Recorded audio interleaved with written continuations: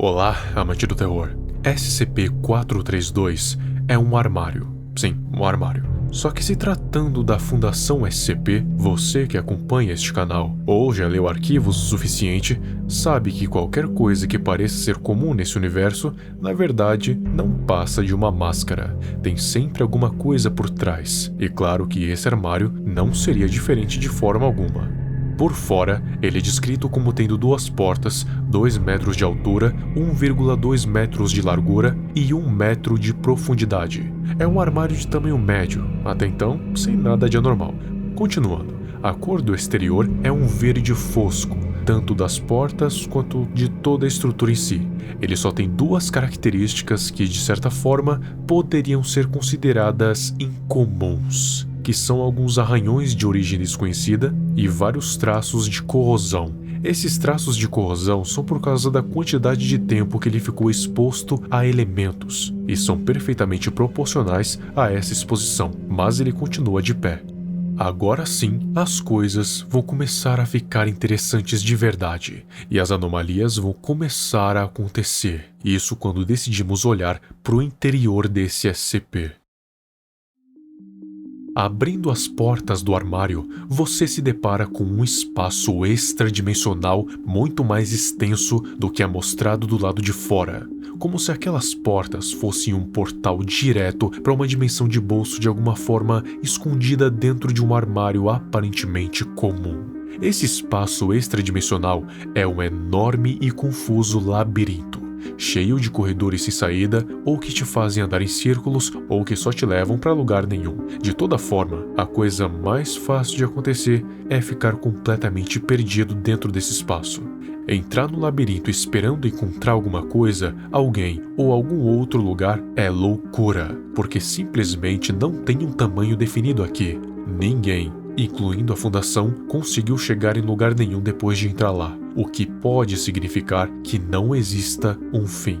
E se existir, nunca foi encontrado antes, ou pelo menos, nunca foi documentado. Bom, os corredores ao menos têm as mesmas dimensões do exterior do armário, embora eu não ache que isso signifique alguma coisa relevante. Só que se você tiver claustrofobia, vai passar mal antes mesmo de cogitar entrar nesse labirinto, o que pode deixar esse lugar ainda mais assustador do que já é.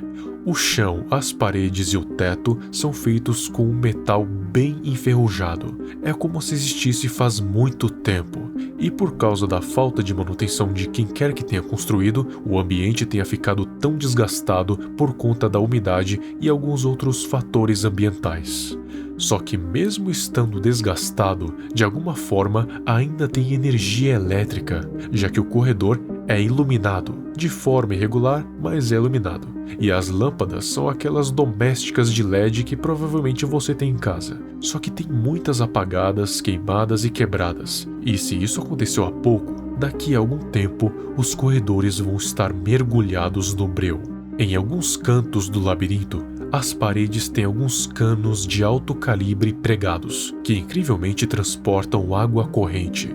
Eles são frios ao toque, e essa sensação gelada deve ser por causa da própria água, porque tem alguns deles que precisam obviamente de um reparo, vazando. E a água que sai deles é extremamente gelada, tendo em média 3 graus Celsius, bem perto do congelamento. E definitivamente não é nem um pouco boa para beber, por causa da falta de oxigênio e dos vestígios de óxido de ferro. É praticamente veneno. Mas por incrível que pareça, a água é potável, e se for filtrada e tratada corretamente, ela ficaria boa para consumo. Só que o problema é que não se sabe qual é a origem dela, e tampouco o destino. Então, fica perigoso de todas as formas.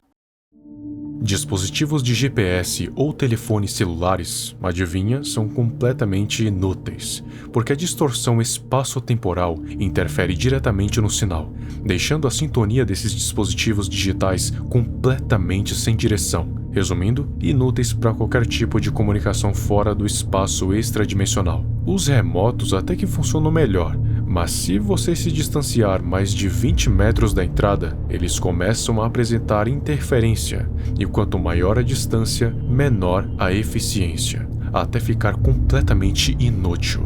Os dispositivos de comunicação que melhor funcionam são os rádios com um ganho muito alto, que a Fundação geralmente usa para conseguir se comunicar nesses lugares em que a distância é imensa, ou, no caso, em outras dimensões. Mas, mesmo assim, nas profundezas do labirinto, o rádio pode não funcionar direito.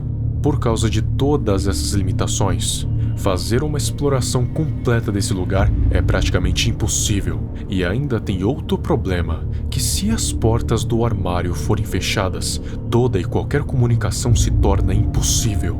Todos os sinais vindos do lado de fora são cortados completamente. Então, em hipótese nenhuma, elas devem ser fechadas durante os testes. Algumas expedições foram feitas para dentro desse SCP, até porque não teria como saber como ele era por dentro sem ver pessoalmente. Eis as 4 expedições. Expedição 1. A cobaia avança através de uma série de corredores e túneis, marcando o caminho de volta com giz. Ao longo da missão, a cobaia ouve batidas e gritos distantes, e a qualidade do vídeo e do áudio começa a diminuir.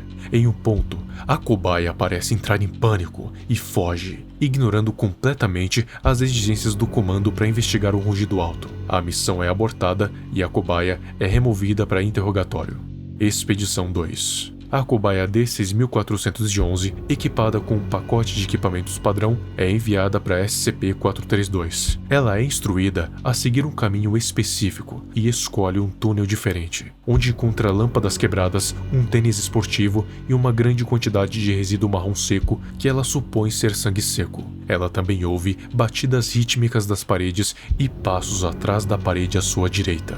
O retorno da cobaia é notável apenas pela velocidade crescente e quanto se aproxima da saída.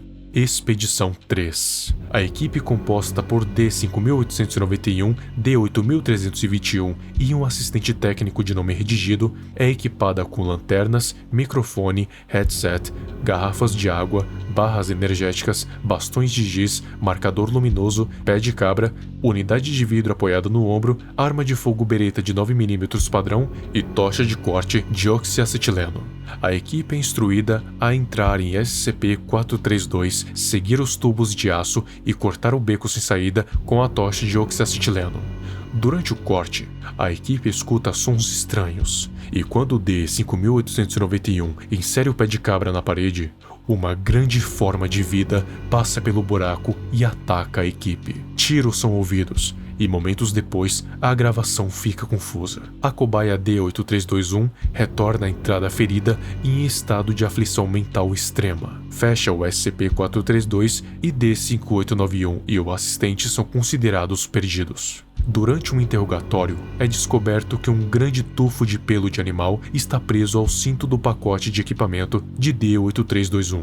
Expedição 4. A cobaia chamada de D-8887 é equipada com um pacote de equipamentos padrão e instruída a seguir um caminho especificado pelo comando.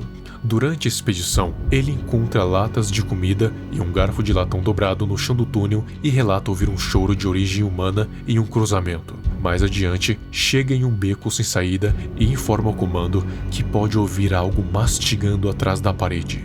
A cobaia pede para sair imediatamente e é recuperada sem incidentes após 1 hora e 47 minutos, e em seguida é levada para mais interrogatórios. Até então, não se sabe o que é o predador que percorre os labirintos. Só se sabe que é um dos principais motivos para não se fazer mais expedições dentro dessa dimensão de bolso.